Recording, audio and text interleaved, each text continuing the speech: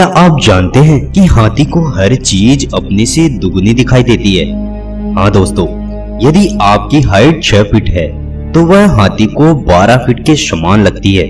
और हमारी आंखों को कंट्रोल करने वाली मसल्स हैं जो शरीर में सबसे ज्यादा एक्टिव रहती है, और ये फोकस करने वाली मसल्स पूरे दिन में 10 लाख से भी अधिक हिलती है ना? हैरान करने वाली बात। तो इस वीडियो के साथ जरूर बने रहिए, क्योंकि हम आज वो जानेंगे जो हमने देखा है पर पहचाना नहीं।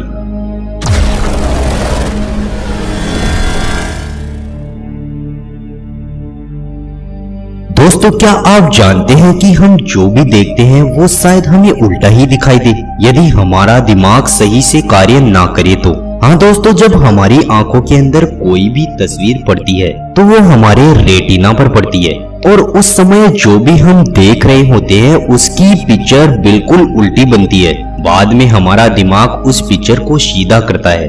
और अजीब बात तो यह है कि हमारा दिमाग ये सब पहले से नहीं करता, वो धीरे धीरे सीखता है, क्योंकि जब हम पैदा होते हैं तो चीजों को उल्टा ही देखते हैं। और अक्सर आपने देखा होगा, जब हम किसी छोटे बच्चे के सामने हंसते हैं तो वो अजीब तरह से मुंह बनाने लगता है। वो इसलिए क्योंकि उस समय आप उसे उल्टे दिखाई दे रहे होते हैं। और दोस्तों, हाथी को हर चीज दुगनी इसलिए दिखाई देती है क्योंकि उसकी आंखें छोटी और लेंस जैसी है। और आपने देखा भी होगा कि हाथी के अक्सर आंखों के सामने आंसू आते रहते हैं। वो दरअसल हाथी की आंखों की पुतलियों के कारण आते हैं, क्योंकि दोस्तों हाथी की आंखों की पुतलियां बार बार सूख जाती है, जिसकी वजह से हाथी की आंखों से पानी बहने लगता है ताकि पुतलियों को नमी मिलती रहे। और हम अक्सर कह देते हैं कि हाथी रो रहा है। दोस्तों, क्या आप जानते हैं कि हमारे मस्तिष्क में 12 से 25 वाट बिजली उत्पन्न होती है, जो कि एक कम वोल्टेज वाली एलईडी लाइट जलाने में सक्षम है।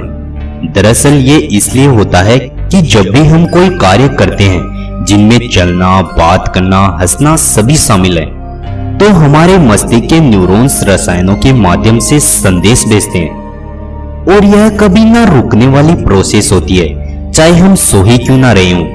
और हमारे न्यूरॉन्स इतनी बड़ी राशि में संदेश भेजते हैं जो सभी मोबाइल कॉल या दुनिया भर के संदेशों से भी अधिक है, जिससे हमारे मस्तिष्क में बहुत सारी ऊर्जा पैदा होने लगती है। और ये ऊर्जा करीब 12 से 25 वाट तक की बिजली पैदा करती है।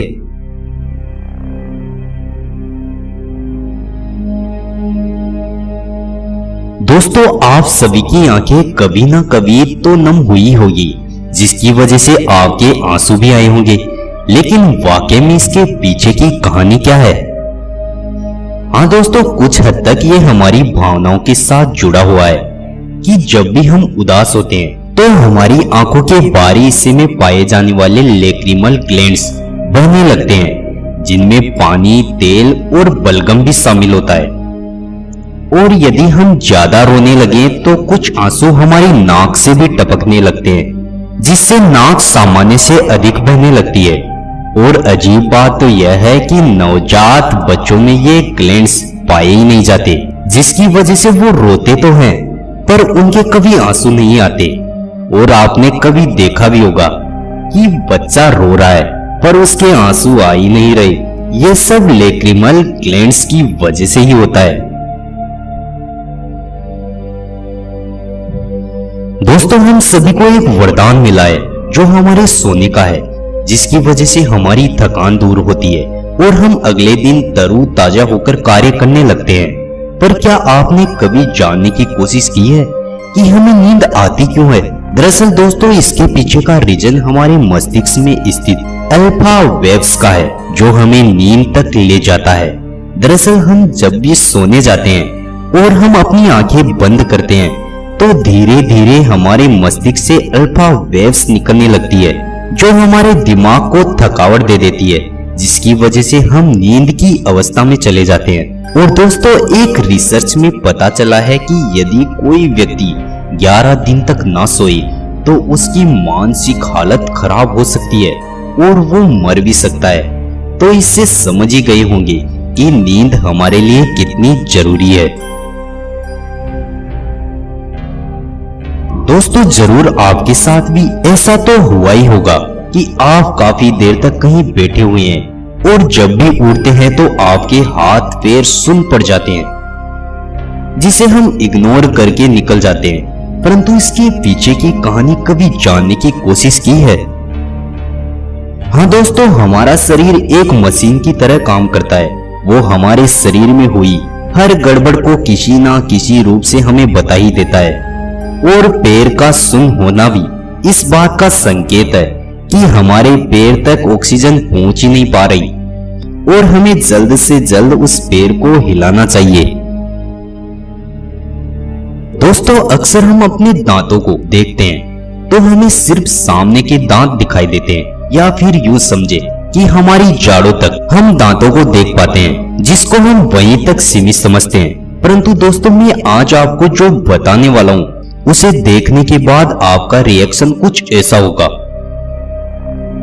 दोस्तों हमारे दांत हमारी खोपड़ी तक जुड़े हुए हैं। दरअसल ये छोटी छोटी पेशियों की सहायता से हमारी खोपड़ी तक लगे रहते हैं, जो हमें खाना चबाने में भी सहायता करती है।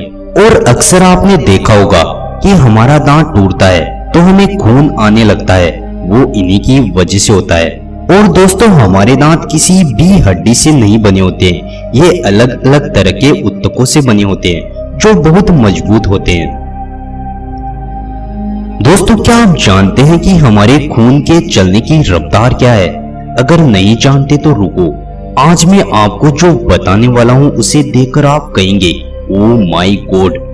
दोस्तों हमारा खून हर 20 सेकंड में एक बार शरीर के पूरा चक्कर कर लेता है, यानी कि पूरे दिन की बात करें तो लगभग 1,92,000 किलोमीटर की दूरी तय कर लेता है। और जब भी हम आसमान में देखते हैं तो हमें कुछ सफेद सफेद से डॉट्स दिखाई देते हैं। दरअसल वो हमारे व्हाइट ब्लड सेल्स की वजह से हमें दिखाई देते हैं।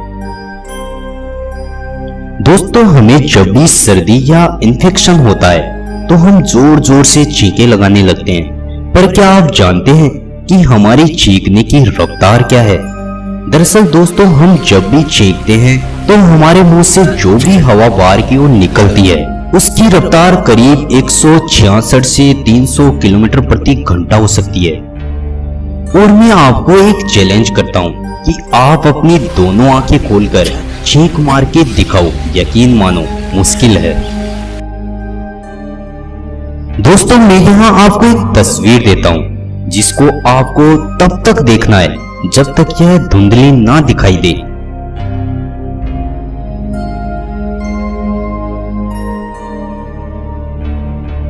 अब अपनी आंखें बंद करके इस व्हाइट बोर्ड पर देखो, आपको यह तस्वीर नजर आ रही होगी, है ना? दरअसल दोस्तों यह इसलिए होता है कि हम जो भी देखते हैं उसका 80% काम दिमाग करता है, और हमारे लगातार देखने से उस तस्वीर को वह अपने डाटा में कुछ समय के लिए स्टोर कर लेता है, जिसको हम व्हाइट बोर्ड की सहायता से देख सकते हैं।